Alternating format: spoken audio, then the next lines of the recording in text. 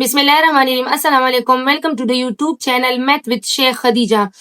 Today the topic is classification of linear integral equation. इससे पहले हमने दो वीडियोस किए हैं जो है इंट्रोडक्शन ऑफ इंटीग्रल इक्वेशन और उसका एग्जाम्पल, और ये जो टॉपिक है ये भी उसके साथ लिंक है। चैनल को सब्सक्राइब करें और बेल आइकन को प्रेस करें ताकि आने वाली वीडियोस की नोटिफिकेशन आपको बआसानी मिले। वीडियो को फुल वॉच करें ताकि आपको इंटीग्रल इक्वेशन की कंसेप्ट समझ में आ जाए। बिना टाइम वेस्ट किए अपनी टॉपिक की तरफ चलते हैं। हमारा जो आज का लेक्चर है वो है classification of linear integral equation. Classification है तो हमारे पास जो ये क्लासिफाइड है इनटू टू मेन कैटेगरीज। तो वो दो कैटेगरीज क्या है? Fredholm integral equation and Volterra integral equation. तो जो पहला फ्रेडहोम इंटीग्रल इक्वेशन है और दूसरा है वोल्टेरा इंटीग्रल इक्वेशन। तो फ्रेडहोम जो है वो फ्रेडहोम असल में क्या है तो वो मैं आपको बताने जा रही हूँ। और असल में जो फ्रेडहोम इंटीग्रल इक्वेशन है और वोल्टेरा इंटीग्रल इक्वेशन है ये फर्दर क्लासिफाइड हुआ है इनटू फोर मेन टाइप्स। जो पहला है वो है इंटीग्रो डिफरेंशियल इक्वेशन, दूसरा है singular integral equation, Volterra Fredholm integral equation, Volterra Fredholm integro differential equation. तो अब मैं आपको एक एक समझाने जा रही हूँ। जो पहला है वो है फ्रेडहोम इंटीग्रल इक्वेशन। तो फ्रेडहोम क्या है? Fredholm linear integral equation. The standard form of the Fredholm linear integral equation where the limit of integration a and b are constant are given by the form. हमारे पास जो Fredholm linear integral equation है, linear का मैंने आपको बताया था जिसका पावर क्या हो? पावर 1 हो। और हमारे पास जो फ्रेडहोम लीनियर इंटीग्रल इक्वेशन है तो फ्रेडहोम का मतलब है कि हमारे पास जो लिमिट ऑफ इंटीग्रेशन है एन एंड बी वो हमारे पास क्या होंगे? कांस्टेंट्स होंगे, वो चेंज नहीं होंगे। तो हमारे पास जो इसका जनरल फॉर्म है, जनरल आर स्टैंडर्ड फॉर्म, वो है pi of x u of x equal to f of x plus lambda integration a up to b k of x u of t dt। और हमारे पास जो इसका limit है वो बिटवीन a और b होगा, ठीक है। और हमारे पास जो ये इंटीग्रल इक्वेशन का हमारे पास जनरल फॉर्म हो गया, स्टैंडर्ड फॉर्म हो गया। और हमारे पास जो इसमें k of x t है वो हमारे पास क्या है? कर्नल है। और हमारे पास f of x जो है ये इसमें क्या है? एक फंक्शन है। तो the value of phi of x will give the following kind of Fredholm integral equation. हमारे पास जो phi of x है वो हमारे पास हमें दो kind of equation दे रहा है। तो हमारे पास जब phi of x 0 के बराबर हो जाए तो हमें first kind of Fredholm linear integral equation in the form of this दे रहा है, f of x plus lambda a integration a up to b k of x t u of t dt equal to 0। हमारे पास जो पाई of x है वो 0 के बराबर आ जाएगा तो u of x ऑलरेडी 0 हो जाएगा। और जो फ्रेडहोम लीनियर इंटीग्रल इक्वेशन है वो इस तरह के फॉर्म में आ जाएगा।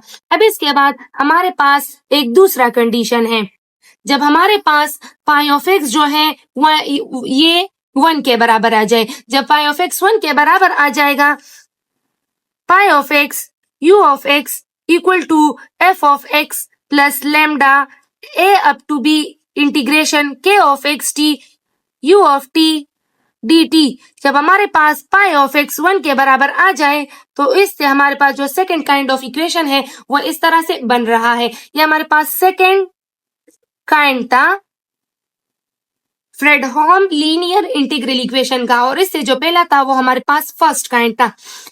इसके बाद जो हमारे पास सेकेंड टाइप है वो है वोल्टेरा लीनियर इंटीग्रल इक्वेशन। तो वोल्टेरा का मतलब क्या है? और लीनियर का मैंने आपको समझाया था जिसका पावर 1 हो। और इंटीग्रल इक्वेशन हमारे पास जो अननोन फंक्शन है वो अंडर द इंटीग्रल साइन आ जाए तो हमारे पास इंटीग्रल इक्वेशन है। वोल्टेरा का मतलब क्या है? वोल्टेरा असल में है the standard form of the Volterra linear integral equation where the limit of integration are function of x rather than constant. हमारे पास जो फ्रेडहोम था उसमें हमारे पास जो लिमिट ऑफ इंटीग्रेशन थे वो कांस्टेंट थे, लेकिन वोल्टेरा में लिमिट ऑफ इंटीग्रेशन इंटीग्रेशन जो है वो कांस्टेंट नहीं होगा, वो वेरी करेगा। जो हमारे पास इसका जनरल फॉर्म है वो है pi of x u of x equal to f of x plus lambda integration limit a of to x k of x t u of t dt where the unknown function u of x under the integral sign occur linearly। मैंने आपको बता दिया कि हमारे पास जो यहाँ पे लीनियर का वर्ड आ जाता है तो ये हमारे पास हमें बता देता है कि हमारे पास जो वोल्टेरा लीनियर इक्वेशन है वो क्या है, लीनियर है।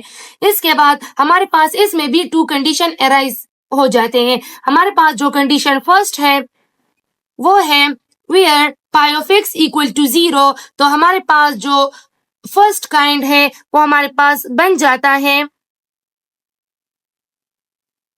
f of x plus lambda integration limit a up to x k of x t u of t dt equal to 0। और हमारे पास जब pi of x 1 के बराबर आ जाता है तो हमारे पास जो वोल्टेरा लीनियर इंटीग्रल इक्वेशन बन जाता है तो वो सेकेंड काइंड का बन जाता है। इसके बाद हमारे पास आ रहा है जो थर्ड टाइप है इंटीग्रो डिफरेंशियल इक्वेशन। इंटीग्रो, इसमें इंटीग्रेशन भी होगा साथ में डिफरेंशिएशन भी होगा, ठीक है। नाम से ही जाहिर है कि combination of integration and differentiation. तो देखते हैं in this type of equation the unknown function u of x occur in one side is an ordinary derivative and upper on the other side under the integral sign। आपने देखा है नाम से ही जाहिर है कि इसमें इंटीग्रल भी होगा और साथ में डिफरेंशिएशन भी होगा। तो जो वो टाइप ऑफ इक्वेशंस है वो हमारे पास है इंटीग्रो डिफरेंशियल इक्वेशन। तो बाय एग्जांपल आप लोग देख सकते हो double derivative of u of x equal to minus x plus 0 of 2x x minus t u of t dt। तो यहाँ आप लोगों ने देखा कि हमारे पास डबल डेरिवेटिव आ गया और ये हमारे पास क्या है, डिफरेंशिएशन को जाहिर कर रहा है और इंटीग्रेशन का साइन वही पे है और हमारे पास जो लिमिट है वो वेरी कर रहा है। तो ये हमारे पास क्या है, हमारे पास इंटीग्रो डिफरेंशियल इक्वेशन है और साथ में हमें जो है इनिशियल कंडीशंस भी गिवन है। इसके बाद देख सकते हैं आप लोग u prime of x equal to minus x minus 1 plus 0 of 2x u of t dt। यहाँ पर भी हमारे पास इनिशियल कंडीशंस जो है वो गिवन है। अब आप ये भी देख सकते हैं कि हमारे पास u प्राइम ऑफ x जो है वो हमारे पास बराबर है 1 minus 1/3x plus integration 0 of 1x u of t dt u of 0 equal to 1। तो ये हमारे पास वोल्टेरा इंटीग्रल इक्वेशन था और जो हमारे पास जिसका लिमिट जो है कांस्टेंट है 0 अप टू 1, तो ये है फ्रेडहोम इंटीग्रो डिफरेंशियल इक्वेशन। इसके बाद हम आ रहे हैं पार्ट 4 पर और जो वो है सिंगुलर इंटीग्रल इक्वेशन। सिंगुलर नाम से ही जाहिर है कि हमारे पास जो इसका अपर और लोअर लिमिट है वो हमारे पास इनफाइनाइट होंगे। If the upper and lower limit of integration are infinite is called integral singular integral equation. Means हमारे पास लिमिट्स जो है वो है इनफाइनाइट। बाय एग्जाम्पल आप लोग समझ सकते हो u of x equal to 2x plus 6 0 up to infinity. Infinity आ गई, इंफिनिटी हमारे पास क्या है, इनफाइनाइट। इंफिनिटी नाम से ही जाहिर है कि हमारे पास इनफाइनाइट टर्म है। Sine x minus t u of t d t, हमारे पास जो साइन x माइनस टी है ये हमारे पास क्या है, कर्नल है। और हमारे पास जो 2x है वो हमारे पास f ऑफ x है और 6 जो है वो हमारे पास लैम्डा है, पैरामीटर है।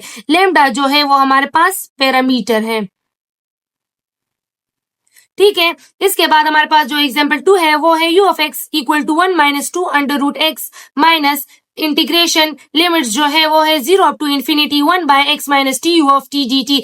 इसमें भी हमारे पास कर्नल है 1 divide by under root x minus t और 1 जो है हमारे पास फंक्शन है f ऑफ x और 1 माइनस 2 अंडर रूट x, ये हमारे पास सारा f ऑफ x है। और जो यहाँ पे है 1, ये हमारे पास क्या है, ये हमारे पास लैम्डा है जो कि पैरामीटर है। इसके बाद पार्ट 5 पे चलते हैं कि हमारे पास पार्ट 5 क्या है। वो है वोल्टेरा फ्रेडहोम इंटीग्रल इक्वेशन। इसमें जो है वोल्टेरा भी इंक्लूड है और साथ में फ्रेडहोम भी है। वोल्टेरा प्लस फ्रेडहोम से जो इक्वेशन बन रहा है वो है Volterra Fredholm integral equation. The Volterra-Fredholm integral equation are the combination of Volterra and Fredholm integrals appear in one integral equation. जो हमारे पास एक इंटीग्रल इक्वेशन में जाहिर हो जाए वोल्टेरा और फ्रेडहोम दोनों, तो उसको हम वोल्टेरा-फ्रेडहोम इंटीग्रल इक्वेशन कहते हैं. तो इसके जो हमारे पास स्टैंडर्ड फॉर्म है उसकी तरफ चलते हैं. वो क्या है? u of x equal to f of x plus 0 up to x. हमारे पास जो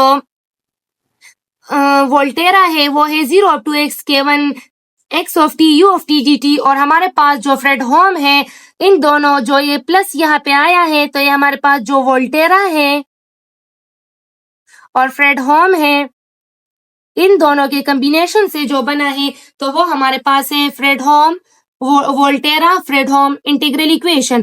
तो हमारे पास जो k1 xt है और k2 xt है तो ये हमारे पास कर्नल्स है और f of x भी गिवन है और u of x जो है वो हमारे पास अननोन फंक्शन है अंडर द इंटीग्रल साइन. तो हमारे पास इंटीग्रल इक्वेशन इसी वजह से कहला रहा है. अब आप लोग देख सकते हो by example u of x equal to 2x minus 0 up to x minus t u of t dt plus by combination of Volterra and Fredholm integral equation. तो वोल्टेरा और फ्रेडहोम के कॉम्बिनेशन से हमारे पास वोल्टेरा फ्रेडहोम इंटीग्रल इक्वेशन बनता है, क्योंकि u of x जो है वो हमारे पास unknown function u of x जो है वो हमारे पास अंडर द इंटीग्रल साइन आ गया. तो वोल्टेरा और फ्रेडहोम के कॉम्बिनेशन से हमारे पास वोल्टेरा फ्रेडहोम इंटीग्रल इक्वेशन बन गया. इसके बाद हमारे पास आ रहा है Volterra Fredholm integro differential equation. Volterra भी होगा, साथ में फ्रेडहोम भी होगा और इंटीग्रो डिफरेंशिएशन भी होगा. वोल्टेरा जो हमारे पास लिमिट्स है, वोल्टेरा किसको कहते हैं? जिसमें हमारे पास लिमिट जो है वो वेरी होते हैं. और फ्रेडहोम जिसमें हमारे पास जो लिमिट्स ऑफ इंटीग्रेशन है वो कांस्टेंट होते हैं. The Volterra Fredholm integral differential equation which is the combination of disjoint Volterra and Fredholm integrals and differential operator. हमारे पास जो ऑपरेटर है वो क्या है? डिफरेंशियल होगा. में appear in one integral equation. और हमारे पास जो है ये एक ही इंटीग्रल इक्वेशन में तीनों टर्म आ जाए, वोल्टेरा भी आ जाए, फ्रेडहोम भी आ जाए और डिफरेंशियल जो है एज ऑपरेटर आ जाए, तो हमारे पास क्या कहलाता है? Volterra Fredholm integro differential equation. जो हमारे पास जनरल फॉर्म है वो क्या है?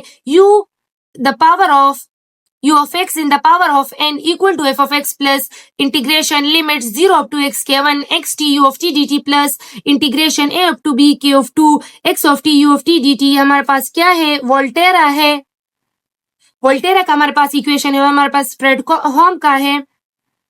हमारे पास जो यहाँ पे ये n है ये ऑर्डर को शो कर रहा है. तो हमारे पास जो ये इक्वेशन है ये कहीं पर भी आ जाए तो आपको समझ में आनी चाहिए कि हमारे पास क्या है? Volterra Fredholm integro differential equation है. बाय